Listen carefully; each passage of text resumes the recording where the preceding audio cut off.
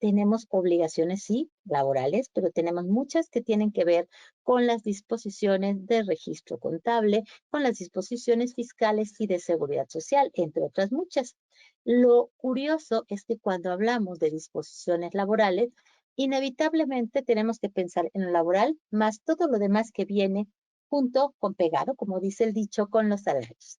¿Esto por qué?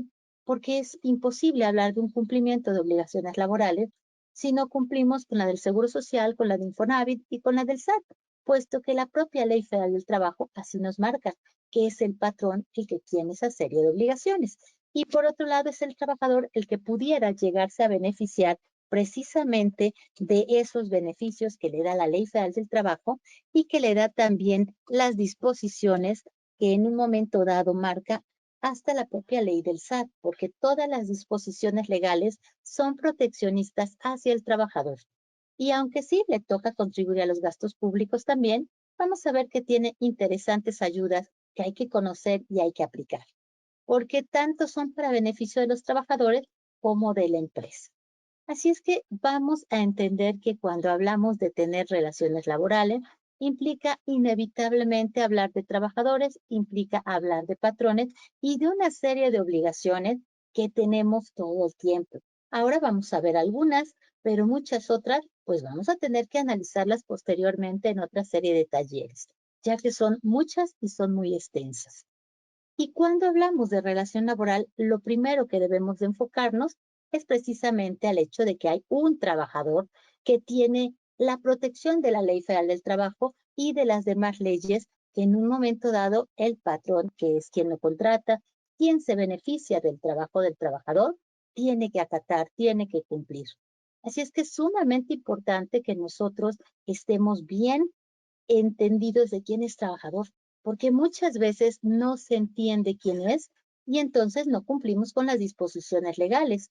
Y esto es contraproducente porque cometemos infracciones que pueden traducirse en sanciones e incluso en delitos. Así es que lo primero que hay que ubicar quién es el trabajador. Y este se encuentra muy fácilmente diciendo quién está prestando servicios personales subordinados a otro. Si hay alguien que está bajo las órdenes de otra persona, que está recibiendo por esa actividad que realiza una remuneración o un dinero, es que precisamente estamos frente a un trabajador. Y si estamos frente a un trabajador, ¿qué es lo que debemos de hacer? Pues saber que tenemos que cumplir con la Ley Federal del Trabajo y tenemos que cumplir también con las disposiciones relacionadas con el Seguro Social y con el Infonavit, que son también una consecuencia natural del que estemos cumpliendo con la Ley Federal del Trabajo.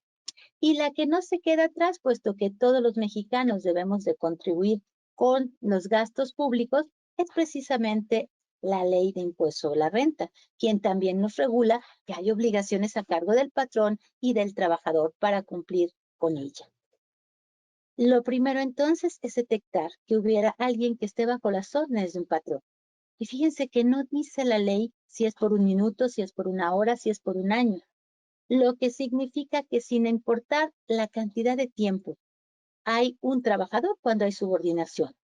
Además, debe de haber el elemento de un pago. Este puede ser en dinero, en bienes, en servicios. Y a final de cuentas, si alguien está haciendo alguna actividad bajo las órdenes de otra y que está recibiendo un pago, ahí hay un trabajador, sin importar cómo le paguemos, ni cuánto tiempo esté, ni si creamos que es o no alguien que está beneficiado por la ley. Porque muchas veces creemos que alguien que está poquitísimo tiempo con nosotros o que le pagamos muy poquito o que hace trabajos muy simples, pues ya no es trabajador. La verdad es que lo es, aunque no nos guste y aunque nos cueste bien caro hacer todas estas cumplimientos de obligaciones. Y tenemos que reconocer que son trabajadores porque de otra suerte vamos a tener desgraciadamente pues incumplimiento de estas obligaciones. Y la Ley Federal del Trabajo, sobre todo, les decía yo hace un momento, es proteccionista al trabajador, es decir, lo cuida. Y si de pronto incluso el trabajador no dice nada, también puede intervenir para defenderlo. En otros años esto no sucedía, se esperaba la Secretaría del Trabajo a que algún trabajador se quejara. Y si se quejaba es que acudía a las empresas a ver las irregularidades que podían tener.